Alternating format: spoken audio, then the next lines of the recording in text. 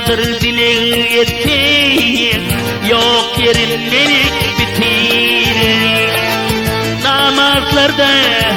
Namartlardan dile ettiğim, yapıp düdek taşları.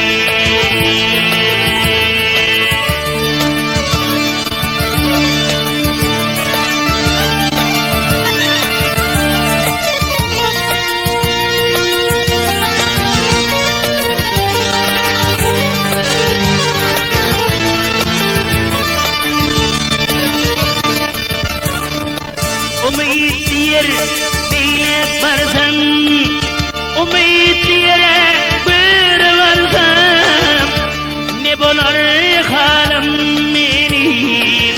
Yıkılsam şükürüm kendiri, ya kerimli Hudayım. Muhammed amma bitri, bolsunna menin enzayim. Busra garip dolayı Bunlar geçti utanım. Bas kolaysan bulup kedi, iman dinlen tasmanı.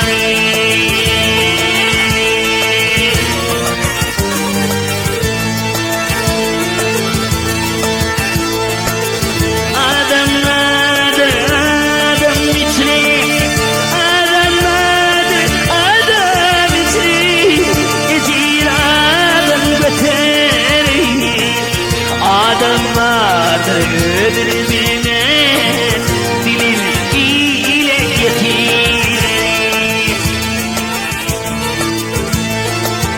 Adamlar hiç tane bulma, hayat ömrün geçirir. Adamlardır dilim yetirir, yok yerleri bitirir. Namazlardır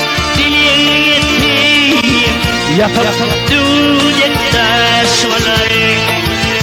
Bir ovalsa